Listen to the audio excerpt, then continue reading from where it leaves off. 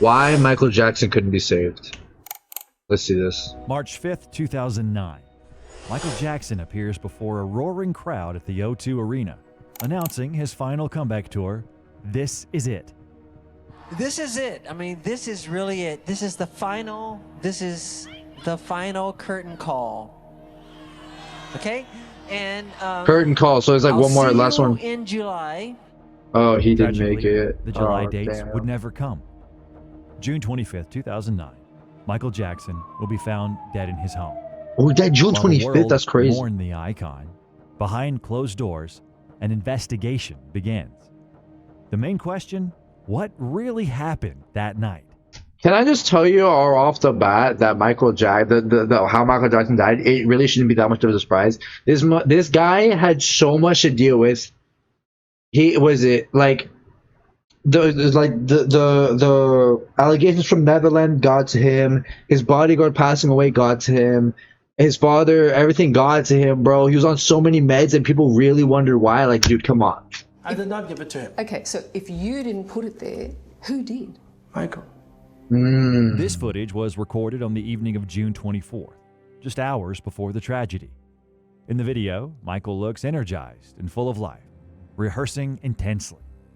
Ahead of Yeah. him were 50 massive shows at the O2 Arena. Uh-huh. Originally, only 10 concerts were planned, but the demand was so high that the organizers, AEG Live, decided to increase the number to 50. Did Michael actually want to perform 50 shows? Of course not.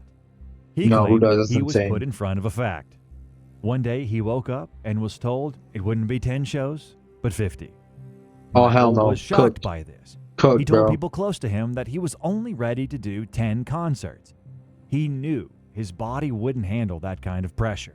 Oh, At one shit. point, he called his mother and said, "Mom, I don't know if I can do this. I can't handle 50 shows." In response, AEG Oh, Live buddy. claimed that Michael agreed to it voluntarily. I'm Michael, bro. If I was, I'll be like, I'm Michael Jackson, bitch. Whatever I say, go, man. Get the fuck out of here. After tickets for the first 10 Crazy shows word. sold out, he supposedly agreed to add more dates in London, but with the condition that it wouldn't exceed 50. Many Okay, experts good. and biographers believe Michael was cornered by his own death. The company's CEO, Randy Phillips, was effectively controlling his life during that period.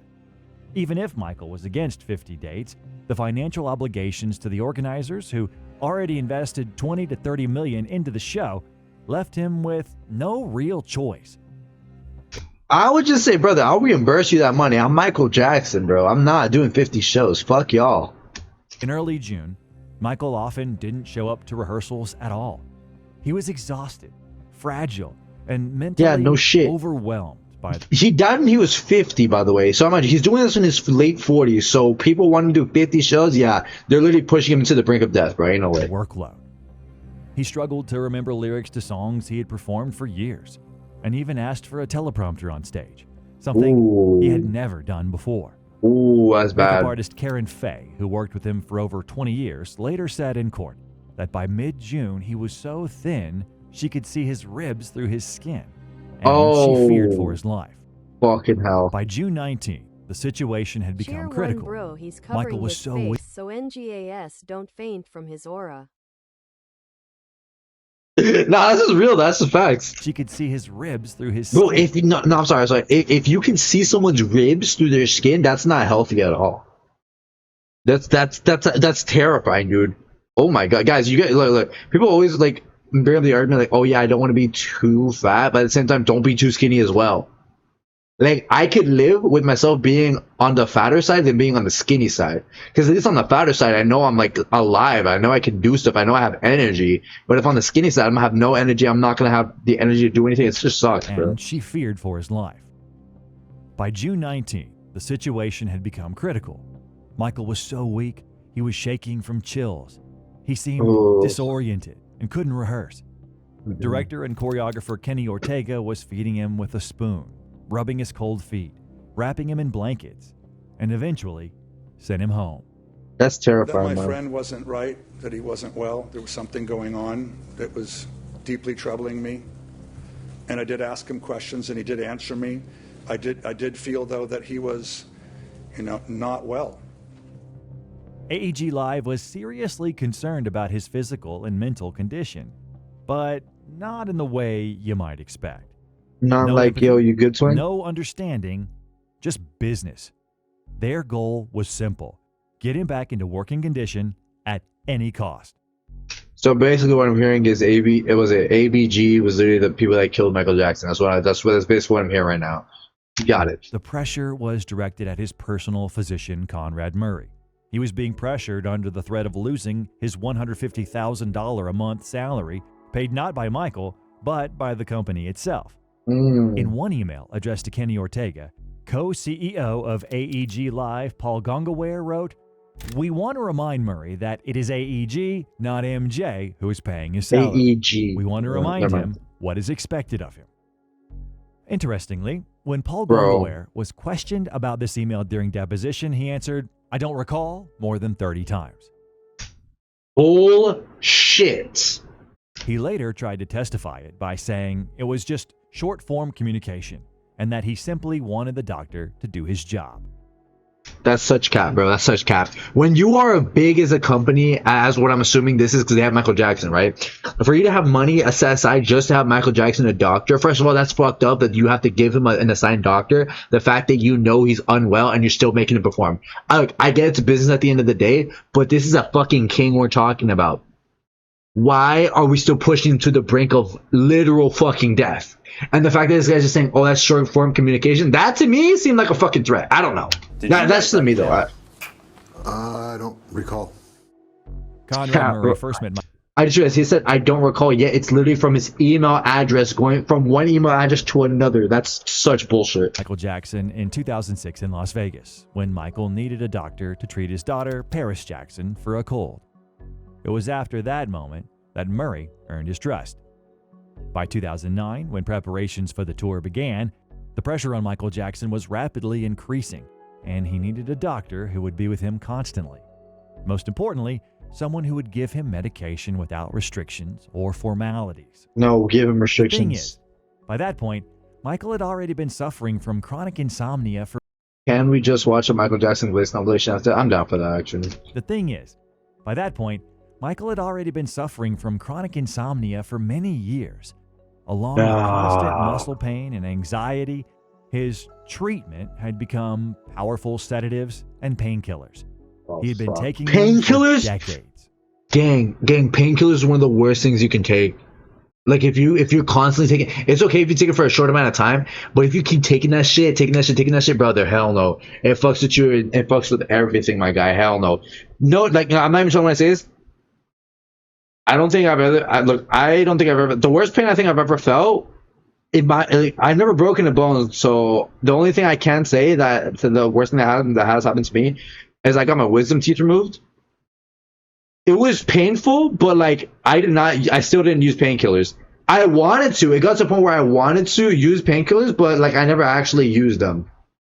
Mainly because I was just like, nah, I'll just thug it out. I'll be okay. I should have used. Looking back, I would have been better if I did use them, but it's whatever. Michael Jackson. I didn't even know he was married twice. Really? He was married twice? I didn't even know he was married twice. That's crazy. The addiction started forming back in 1984 when a pyrotechnic 84? explosion during a Pepsi commercial left him with When he second burnt his and hair? third-degree burns. That's when shit That's started? when these heavy drugs entered his life, the kind that caused dependency almost instantly. From that moment on, his life turned into a constant cycle between pain and relief. Nah. But in 2005, after a long and exhausting trial, things reached a new level. He moved on to extreme doses, trying to numb not physical scars anymore, but unbearable internal pain, insomnia, and paranoia. From that point on, medication stopped being treatment.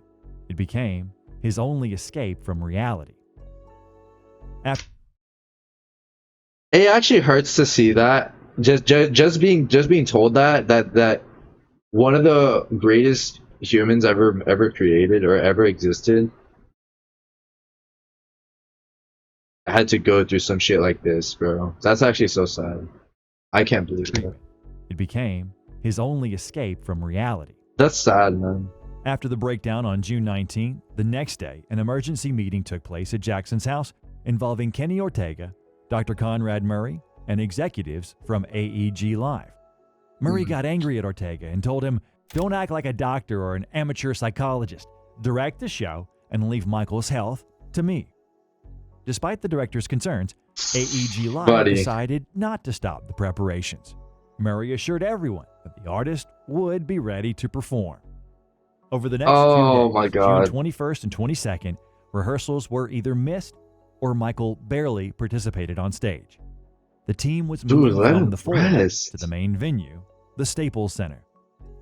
The calm before the storm ended on June 23rd. That night, he suddenly came back to life on stage. He was focused, energetic, and rehearsed at full intensity for almost an hour and a half. The Hour and a same half? continued on June 20th. Dude, I don't care what you say, bro. Especially dancing, especially the form that Michael Jackson was doing it to, that shit's intense. That shit is constant, bro. Constant movement, foot placements, like hip movement, all that shit. It hurts. Granted, I don't dance, so I don't know. But I can already tell you that's already physically exhausting. Imagine doing that. That's basically the equivalent of running or just jogging for like an hour and 30 minutes straight. Like you get tired eventually. That's ridiculous. Fourth, he was in a good mood. Everything seemed fine. The rehearsal ended late in the evening, and Michael went home, where the worst part would begin. Oh shit. 1 a.m. Michael Jackson can't fall asleep. He asks Murray for one drug. It doesn't work. Then another one. Still nothing. Closer to 10 a.m. in the morning, completely exhausted from hours of sleeplessness, Michael, in desperation, asks for a very powerful drug, known in his circle as milk. Ah. I got to sleep, Dr. Conrad. I have these rehearsals to perform. I must be ready for the show in England. Under That's Michael Jackson? Brother, he sounds dead. I must be ready for the show in England. Yo, how are you a doctor hearing this voice, Michael Jackson's voice, sounding like this, and just saying, yeah, he's gonna be good. He's gonna be A-okay. Why are we okay with that? Why are we okay with that? Oh, hell no. Under the pressure from Michael, the doctor relents and gives him exactly what he wanted. This recording was made after the drug had taken effect. When people leave that show, when people leave my show, I want to say, I've never seen nothing like this in my life. Hold up. Let me read this. Elvis didn't do it. Beatles didn't do it. We guys be phenomenal. When the people leave my show, I want to say I've never seen anything like this in my life. Go. I've never seen anything like this in my go. It's amazing. He's the best entertainer in the world.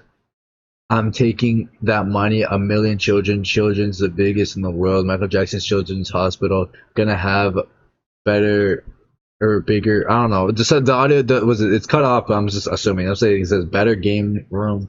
Children are depressed in the hospitals. No game room, no movie theater. They're sick because they're dead. They're depressed. Their mind is depressed. And to give them that. Hold up, wait. I care about them angels. God wants me to do this, me to do it. I'm gonna do it, Conrad. I know you would. Don't have enough hope. No more hope. That's the next generation that's ruling this planet. Starting with, we'll talk about it, US, Europe, Prague. My money walk around with no mother. They drop off. They leave a call degradation of that. They reach out to me. Please take me with you. Brother, all I'm gonna say is if you hear Michael Jackson sound like this and you're still willingly like making him go work, bro, you take your shit, bro. At 10:50 a.m., Michael falls asleep, but he will never wake up again. At 11:50 a.m., Murray notices that Michael Jackson is not breathing. Instead of immediately calling 911, Murray wastes precious time on personal matters. While Michael's life hangs on the balance, the doctor is busy making phone calls to his girlfriend and insurance agent. The first port of call for a lay person is to call 911. Medical license revoked. Get his ass in jail. Put his bro. Why? Does he still practice medicine now? Probably not. Motherfucker look old as shit. I am a specialist. I have the skill. I Clearly can not start enough. immediately. If you can do CPR as early as possible, that's great. But I don't know how long Michael was down. So you didn't think you needed to call 911? No, I'm not saying I don't need. I needed help. I needed help for sure. Well, but 911's your help. It isn't until 12:13 p.m., nearly half an hour after finding Michael breathless, that Murray finally decides to take action and call someone from Jackson's team. He calls Michael Amir Williams, the senior's my assistant. fucking god. What the hell is Michael Jackson's assistant gonna do in a medical emergency? Brother, call 911. It's literally 3 digits. Are we fucking serious? But even then, he avoids the truth. Instead of reporting a cardiac arrest, he simply said Michael had a bad reaction and tells him to get there fast. What did he say? He said, "Where are you?" And I said, "I'm downtown." Bro. And he said, "Get here right away. Mr. Jackson had a bad reaction. Bro. Get here right away." And I said, "What's going on?" And he said, "Get somebody up here immediately." My guy. And did that terminate that phone call? Yes, sir. Okay. Then Murray calls a security guard into the bedroom. Alberto Alvarez rushes in and steps cold, witnessing a total medical absurdity. Murray is performing CPR with only one hand while Michael lies on a soft mattress, an effort that is utterly useless on such a surface. Instead of rushing to save him, the doctor stops and orders Alvarez to help stash medical vials and IV bags into bags. Only after the room is partially cleaned does Murray finally say, "Alberto, hurry, we need to take him to the hospital. We need an ambulance." Immediately, everything about this is fucking wrong, dude. The second I see my patient not breathing, I am calling 911. It is not that hard. How is this guy a doctor? How does this guy went through years of medical practice, right? He went through so much training, and seeing Michael Jackson not breathe, he's like, let me call up his girl, see what she wants to do. Let me call up his let me call up his assistant. This makes sense in my head. Yeah, let's do all that. Michael, you still good? But no, he's still not breathing? Alright, bet. I guess I'll start CPR now. You know? Michael, bro, get up, man. You alive or not, bro? I get paid out of the way, bro. I don't give a fuck, man. Alright, this shit ain't working. Let me call up his assistant. Yo, twin. Yo, Big MJ's gone, bro. Yeah, he's not breathing. Yeah, you should come over here. Get up, bro. Get up. What you doing, twin? Come on now. Oh, good. You're finally here? Yeah, I'm not gonna lie to you. I've been half-assing my ass over here. I get paid, listen, I get paid out of the way, but I think we should take him to a hospital now. Like, dude, are we serious? Are we fucking dead ass? Like, dude, there was no urgency. There wasn't like a fire in your ass lit. No, there was nothing. Just Murray straight up wasted emptiness up there. trying to hide evidence of powerful drugs instead of immediately calling for medical help. Sir, we have a gentleman here that needs help, and he's not breathing yet. He's not breathing, and we're trying to pump him, but he's not. Okay. Okay. How old is he? He's 50 years old, sir. 50. Okay. He's unconscious. He's not breathing. Yes, he's not breathing, sir. 5 minutes later, paramedics from the Los Angeles Fire Department arrive on scene. They find Michael Jackson without a pulse and not breathing. Yep. Conrad Murray insists on continuing resuscitation. At 1:07 p.m., Michael is transported to the Ronald Reagan UCLA Medical Center. Resuscitation efforts continue for more than an hour, but without results. 2:26 p.m., doctors officially pronounce Michael Jackson dead. Crazy. Right after Michael was declared dead, a very strange conversation takes place between Murray and the assistant Williams. Hold on. Murray now. says they need to go back to the house to pick up some kind of cream. He asked, Dang. he said that there's some cream in Michael's room or house, room, that he wouldn't want the world to know about. And he requested that I or someone give him a ride back to house to get it so the world, wouldn't know about the cream. To get the cream so the world wouldn't know about it? Yes, sir. Oh my Williams God. is shocked. Only minutes have passed since Michael's death, and the doctor is already worried about some cream. Sensing something was off, the assistant lies to Murray, saying the police had taken the car keys. In reality, Williams immediately contacts security and orders them to lock down all entrances to the estate. He understood one thing: Murray must not return to that bedroom before investigators arrive. Bro. Later, it turns out that by cream, Murray meant medication used for vitiligo. But people around Michael believed it was just a cover. The real goal was to get back into the empty bedroom and destroy the main evidence, traces of the very milk that killed the king. The trial of Conrad Murray began. I love Michael Jackson as much as the next guy, but I'm sorry, he lost a little bit of aura from dying from fucking milk. I know they said that it wasn't literal milk, it was what it was called, but getting killed by something called milk of all things. Milk that killed the king. Oh my god. The trial of Conrad Murray begins only 2 years after the artist's death. 2 years? I feel like it should have happened immediately, though. Completely denies his guilt. Yeah, bullshit. His version never changes. He claims he never administered a fatal dose. According to Murray, he stepped out of the bedroom for just 2 minutes, and during that short window, Jackson, driven by depression and insomnia, injected himself with the drug. Yep, there it is. I did not give it to him. Okay, so if you didn't put it there, who did? Michael. The key witness for the prosecution is Dr. Christopher Rogers, the forensic pathologist who performed the autopsy on Michael Jackson. Man. He rejects the defense's version that Jackson injected himself while the doctor was out of the room. He explains that the level of sedation would not have allowed Michael to wake up and carry out those actions within the 2 minutes Murray described. Ridiculous, bro. Were you able to ascertain and make a determination as to the manner of death regarding Michael Jackson? Yes. And what was the manner of death? The manner was homicide. The judge sentences Murray to 4 years in prison. The maximum 4? That's it? 4. Under that charge. But in 2013, he is released after serving about 2 years due to California's prison overcrowding policies and good behavior. We're gonna ignore the fact that he killed Michael Jackson. We're gonna ignore that fact. Okay, let's say just say it was a random person this time. Let's say it was a normal person, a normal 9 to 5 guy. If he injected that person with a lethal amount, I feel like you deserve more than just 4 or 2 years apparently of just jail time. Like, why are we so okay with that? Like, I feel like that should have been like bumped up to like 40, maybe? I don't know. That makes more sense to me. But hey, what do I know? Today, Conrad Murray lives far from the Hollywood spotlight. Yeah, as After he should. losing his medical licenses in California, Yeah, makes Nevada, sense. and Texas, he Wow. eventually returned to the Caribbean.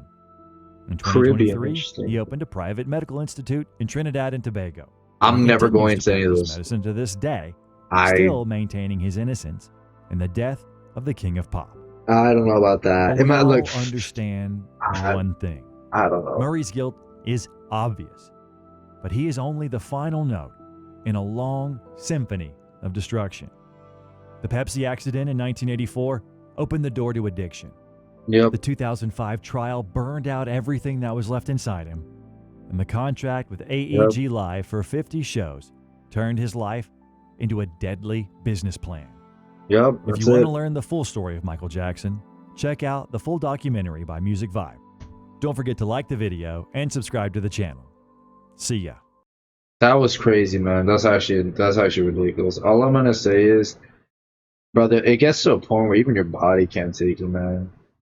Like, I know people say mind over body, but even still, bro, you gotta listen to your body at some point. Like, this shit is crazy.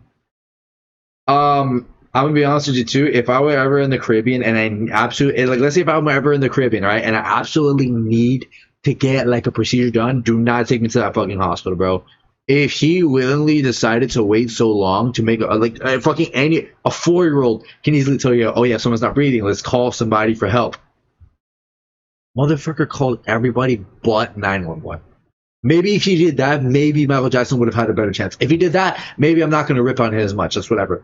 But it's also the fact that he lethally gave that he gave Michael Jackson a lethal dose of milk, whatever that is, So, you know, what the fuck? What the fuck are we doing? That's all I'm gonna say. Why are we just so cool with that? Why are we just so cool with that? You know, like it's not adding up. It really isn't. There's gotta be more to that. There's no, he had to have pressure for somewhere else. There's no way he would willingly do all that stuff to hide pills or something. I feel like there's got to be more to it. There has to be. That can't be the whole story. That can't be the whole story for like that side. But if we really ask this guy, and we really pry it open, I don't know, bro. Maybe we'll get a different answer, but we'll see, bro. We'll see.